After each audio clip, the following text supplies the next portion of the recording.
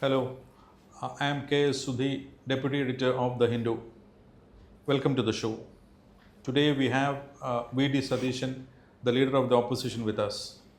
Satheesan, over a period of time, has evolved as the face of Kerala and one of the most accredited, celebrated legislators of the state. Satheesan is now leading the campaign for Congress, which has been out of power for 10 years, and he's out in the field to bring Congress back to the power. So let us share his thoughts with us. Satheesan, welcome to the show. Your party has been in the opposition for the last 10 years. Now it's a do or die situation for the party. Though your party needs to survive this, your party needs to win this election. What are your plans for that? Actually, 2021, I have taken this position as the leader of opposition. My assignment was to bring back the UDF into power. It was a difficult situation because first time in the recent history of politics, we lost 2 times. So all the leaders and workers rank and file were demoralized. So first duty was to boost their morale. Then we started to work. You know that in almost across the country, the opposition is losing the by-elections. But Kerala, we have been winning with a wonderful margin, except 1 seat. We have been winning with wonderful margin in all the by-elections, big margins. Second, we had a very good victory in the parliament election, more majority than the 2019. Then another thing, in Kerala, the local body election is political. We started this Nagarapalika Panchayat system in 1995. We received the biggest victory in the last 30 years in the local body election. This is a sequence. Now we started before 1 year for the Mission 2026 Assembly election. Another thing, we expect more than 100 seats out of 140. There is a political base for that prediction. One thing is we have been winning continuously. Second thing, in 2001, we had 99 plus 1 independent, 100 seats. Then 2005 onwards, so many social groups left away from UDF to other sides. In 2021, we have taken over this position. We studied a lot. We made a political analysis. What happened to us for the last 20 years? We studied in detail. And we started to work on that. Now I am proud to say that 90% of those social groups who left from the UDF, we brought back them. That is the result in the local body election also. And now, I used to say that now the UDF is not only a confederation of various political parties, but it's a broader political platform also. We have political parties, we have individuals, opinion makers, influencers, and many social groups, plus left fellow travelers. For the last 5 decades, you know that in Kerala there are left fellow travelers.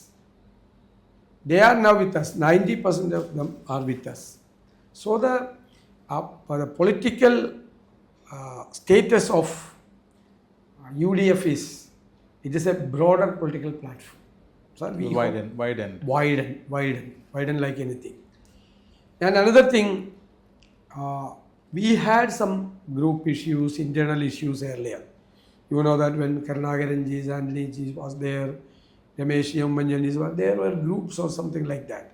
Now there are no groups. Groups are there, but groups are not having any dominance over the party. Party is high.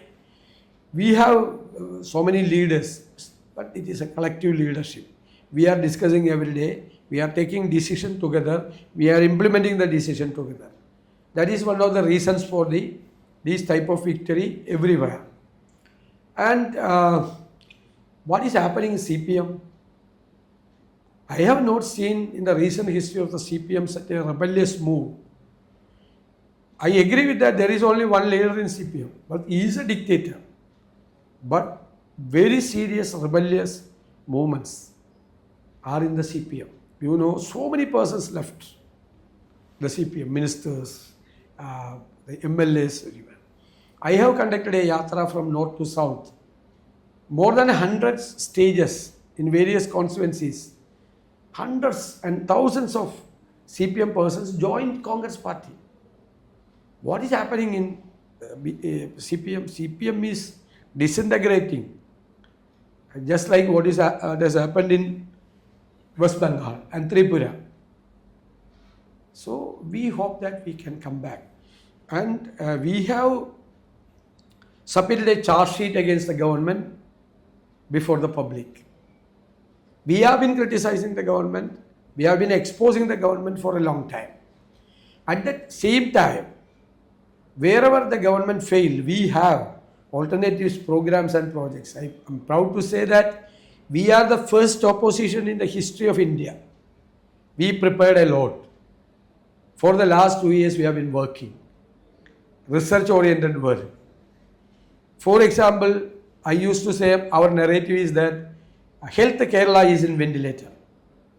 We appointed a health commission. We conducted a health conclave. We prepared a beautiful health document. We are going to implement that. And our another narrative was brain drain is happening. Within 5 years, Kerala will be an old age home. We conducted a health education conclave. We prepared a very good document for the higher education and public education also. In every sector, we have studied a lot. You know that the fiscal situation is very vulnerable in the history of Kerala. We have alternatives. So now we are approaching the people not only by criticizing the government, but we have programs also. It's less than a fortnight for the elections. So, how do you assess the ground situation? Is there a groundswell in favor of the UDF? And I have traveled a lot. I have visited almost all the constituencies. My calculation is that there is a huge anti-incumbency wave against the government, against the chief minister also. Even the rank and file of the LDF, a major section is against the government. You know that many left fellow travelers revealed that there should not be any continuity in the government, no Pinarayi 3. It will affect the party. Even the party lovers are saying that don't come the third time. The party will be finished. That trend is going on, the bottom level. And people's situations are very miserable. Kerala is the number one in price rise for the last 12 months. In India, there was no market intervention. The agencies which has to intervene in the market are in a very bad position.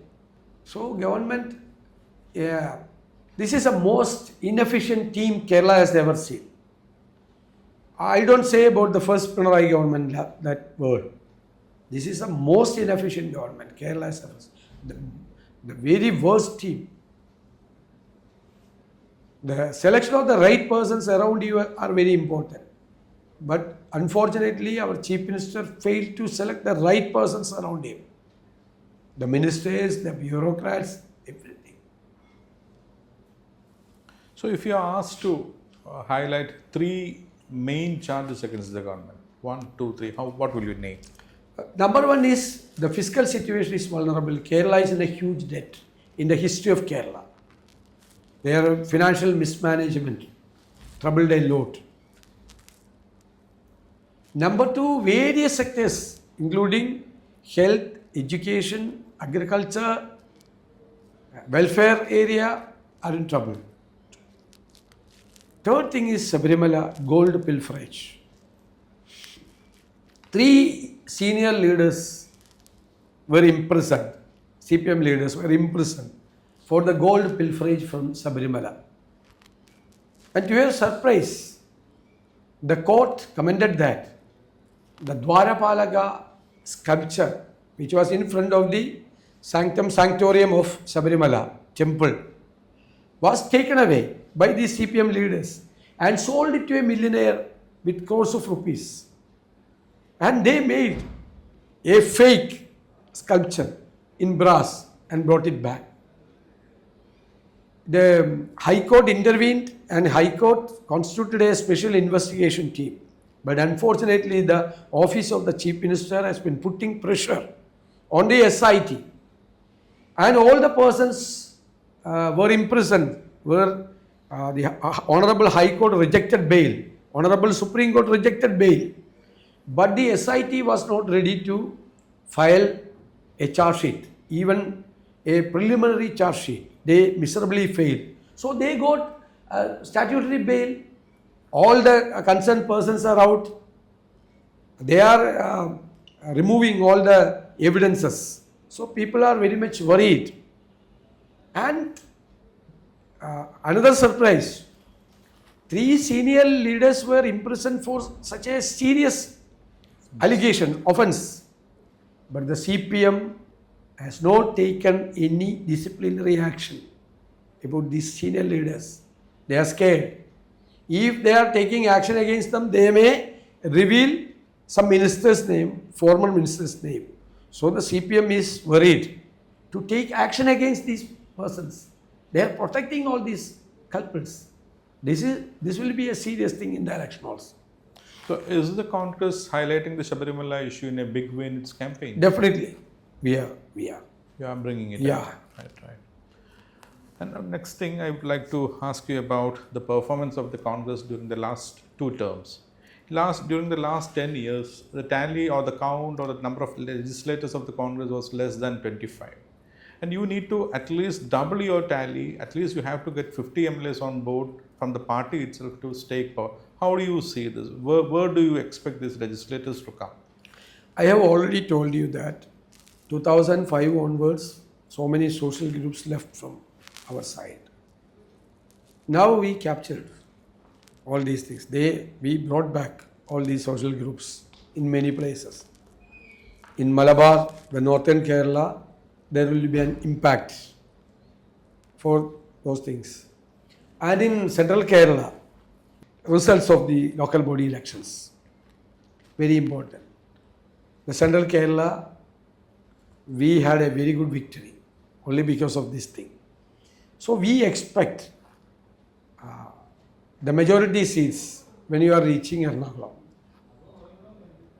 You may get more seats to the southern states. That is our calculation. So coming back of the social groups, and so you are expecting harvest from across. Bringing back the social groups, the anti-incumbency factor, and our preparation. Of course, our preparation was very poor in 2016 and 21. You know that. Those 3 factors are going to be decisive for the Congress. Yeah. First, this anti-incumbency, then your preparations, then your the social groups coming back. Yeah. So that is going to make the big difference for the party. Yes. We had 100 seats in 2001, but we lost in 2006. That will happen to the CPM also, the LDF also. They are going to lose many seats. We are going to win. You said that the party could not perform well in the 2021 election. So what went really wrong for the party in the 2021 elections? I have already stated that from 2005 onwards, there were many social groups who left. There was an erosion from outside. We have observed, we have studied a lot, we have politically analyzed those things. Then we started to work on that. I cannot explain in detail due to some other reasons. But we have worked. The Malabar, we were worked. The Muslim League was getting more votes, but we were not getting. We had only 6 seats in 6 districts, Malabar districts. And now we will get more seats, nearly 20 seats. You are expecting 20 seats from Malabar the region. 6 districts. I am expecting 20 seats for Congress party. Congress alone. Congress alone. And you said that one of the 3 points in which you are pinning your hopes is the anti-incumbency factor. At the same time, the CPM has fielded more than 50 of its sitting MLAs in the upcoming assembly polls. And it is often said that it shows the confidence of the CPM that the anti-incumbency will not work against it, and the good performance of these 50 MLAs will keep them in good stead. It is a narrative of the CPM. But what happened to us in 2006? 2001, we won 100 seats. For example, in our district, Cochin, Ernakulam district, we had many popular MLAs, but almost all the persons lost, except me and some other leaders. In the Ernakulam rural, there were 10 seats in 2006. All winning seats. But I was the only person won that election. All 9 seats we lost. Alua, Angamali, all those seats were very popular MLAs were there. But there was a trend in favor of LDF and there was a trend against us also. So you are seeing that trend to come in your favor? Yeah, definitely. That doesn't matter. If the sitting MLAs are popular, there won't be any change. Then there was a change in 2011. They got big seats in 2006. But they cannot maintain all those sitting MLAs. That is there. So what you are suggesting is the popularity of the MLAs need not translate into next popularity, the good popularity and good influence may work, but many of them will not be able to survive the trend. Some may. I have survived the LDF trend in 2006 and LDF trend in 2016. I got more margin. There was an LDF trend in 2016. I have increased my margin from 11,000 to 20,000. Last time also there was a trend in favor of LDF. I have increased my own. So few persons are doing that. Few persons. Not all the persons. You said that the outcome of the local body polls have given you hope that your party and your friend has done extremely well in the central Kerala. At the same time, we should also be aware of the fact that the vote share of LDF has not dropped much. So that is one factor on which the LDF is spinning its hope. I agree with you that we had a very good victory in the local body elections, but assembly wise we had only 80 plus. Only 80 plus. They had 55 plus. That is the. But my assessment is that the anti-incumbency factor didn't reflect in the local body elections. Little, not too much, because the candidates' influence, local factors are very important than the anti-incumbency. But assembly election is the right time and right place. The anti-incumbency will reflect the elections. So there is a possibility to get more seats in the assembly election. It's said that the BJP is preparing for not the 2026 elections, but it is looking at the 2031 or even the 36. So they hope to eat into the vote bank or vote share of Congress and the UDF. And it has even affected some of the crossing overs of leaders from the Congress and also the left. So how do you feel, or what do you think about the presence of BJP and their strategies and how it is going to impact the UDF? They have been talking this thing from 2005-06 onwards, but nothing happened. Sometimes they increase their vote share, but in the local body elections, their vote share has been reduced. Now there is an infight in the BJP with old leaders and new leaders. They have not fielded sufficient candidates many places. I said my allegation is that there is a deal with the CPM and BJP. For example, in Pathanamthitta Konni case, last time BJP state president contested. That was an A-class seat for them. He got 32,000. BJP, whether the BJP state president will contest in a C-class seat. No, A-class seat. Now this time they have given to an irrelevant partner, BDJs and Rani, where the Sabarimala seat is. That seat has gone to 2020. There is no 2020 in Pathanamthitta, only in Ernakulam. That is what is happening. So you hope that BJP will not be a major threat to both the fronts. No, no, no. So it's absolutely a what you call face-off between the LDF and UDF. LDF, there is a direct fight between LDF and. In some seats, 5 or 6 seats, there is a triangular fight. Rest is BJP is straight face to Straight face. face. They are there, but Even while being part of the India alliance, Congress and the CPM are part of the Grand Alliance. But at the same time, they have been traditional rivals in Kerala. But of late, Rahul Gandhi had made a comment against the Chief Minister Pinarayi Vijayan, which in fact prompted him to shoot back. Don't you think that such a bickering, such an infight within the front is going to impact the India alliance at the national level? this has been happening for a long time. Whenever this India front was constituted, that thing was happening here in Kerala. But recently, the Pinarayi Vijayan, our Chief Minister, started to abuse, started to attack Sri Rahul Gandhi. He is saying that the Congress, which is led by Rahul Gandhi, is a B team of BJP. How can he say that? You know, Rahul Gandhi is a single person, has been fighting against BJP, their fascism, their communalism, everything. He is a symbol of fighting against communalism and fascism. But now the Kerala CM is attacking Rahul Gandhi to appease the BJP leaders and to be in the good books of BJP leaders. He is attacking. You earlier said that the UDF and the Congress had been successful in bringing back various social groups that left the front. But of late, we are seeing a different narrative or different instance where the NSS General Secretary and the SNDP Yogam General Secretary are both personally targeting you. They are showering abuses on you. They are personally targeting you. At the same time, they are actively campaigning for or showering praises on Ramesh Chennithila and even projecting him as the likely Chief Minister or who is eligible to be the Chief Minister. What went wrong between these community leaders and you? That these leaders are only attacking me, not to the UDF, not to the Congress party. They are not attacking Congress party or UDF. That I am happy. They are attacking me. I used to comment when there is a hate campaign in Kerala. I used to attack the persons, those who are making communal statements.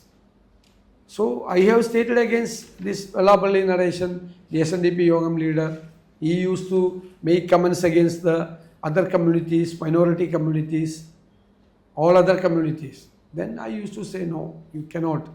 Kerala, the UDF have taken a very strong secular stand. We will not allow anybody to make hate campaigns in the state. That is why he is against me. That I am not worried about that. He is not the person deciding the Chief Minister, or he is not the person deciding everything.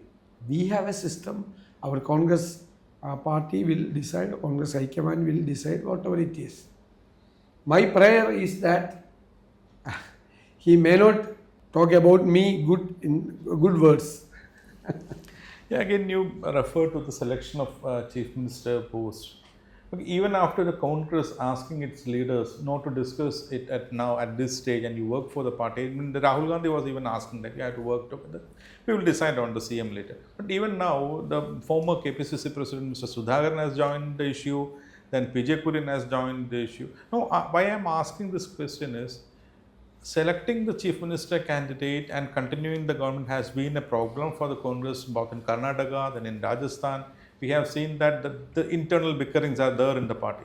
So, shouldn't the party have a face of that? No, the Congress used to declare the Chief Minister candidate only after the election. You know, in Telangana and Karnataka, we won the election. We never declared the Chief Minister candidate. Only after the election, Siddaramaiah ji was elected as the Chief Minister candidate. Only after the election, Revant Reddy ji was elected as the Chief Minister candidate. That is the Congress style for a long time. After the election, according to the AICC procedure, they will declare the Chief Minister candidate. We all know everything about that. If some persons are talking at this time, that is not that should not be a discussion point, because the CPM's narrative itself is we are fighting each other. It is not a true. If you are asked to name a person who is leading the UDF campaign in the state, who will you name it? Is it V D Satheesan or is it KC Venugopal? As a chairman of the UDF, as the leader of opposition, my duty is to coordinate everything and everything to lead the campaign also. And leading campaigns, Rahul ji is coming, Priyanka ji is coming, Garge ji is coming. So they will lead the campaign, everything. But my duty is to coordinate everything as the leader of opposition and the CLP leader. Normally, in normal assembly practice or normal parliamentary party practices are that the opposition leader is a rightful claimant for the post of chief minister, because he has been leading the campaign, he has been for taking the opposition together, he has been criticizing the government. So how do you see yourself as a prospective bidder? No, the Congress has to take a decision. Without taking a decision, there is an impropriety to say anything about that. It is not right. Now the collective leadership is working after the election according to our procedures, which has been existing for a long time. The AICC has to take a decision. I am not ready to comment on that. I have my own opinion on that, but it is unfair to say anything like that. And one thing that is often pointed out against Mr. Satheesan is that he doesn't have an experience as a minister. And it was widely expected that you would be heading some of the major portfolios in the Women Chande government. Fortunately or unfortunately for someone, it didn't happen. So how do you think that it was a missed bus for you? Because everyone was hoping to have you as a finance minister, or you will be heading some heavy portfolios. What happened at that time? I have lost many things in my political life between the lip Cup and and the tip of the cup. Many things, you know, that from my younger age, I lost many things. Then SUI presidentship, Youth Congress presidentship, ministership, PCC presidentship. Now it is a practice. Even the practice of losing things. Practice of losing things. Only now I got a good post. Now I've been completing, I've been representing a constituency for the last 25 years. Celebrating my silver jubilee in my constituency, getting more margin in all the elections. And the Congress leadership entrusted me to coordinate everything and to bring back the UDF. I have already stated that I will do that with the help of all the leaders. And there was a hypothetical question to me: if you are not able to bring back the UDF into power, will you go to political exile? I said, if I cannot bring back the UDF in power, definitely I will stop politics, retire from politics, I will go for political exile. That I have declared. Maybe the first person in our country. But because my duty is to bring back the UDF. If I am failing, I will be responsible. I will be responsible for that. Definitely, I will retire from politics. I won't take any post. I will go for political exile. So that is V D Satheesan, all confident of bringing back the UDF to power. Thank you, Mr. Satheesan, for sharing your time with us. All the best. Thank you.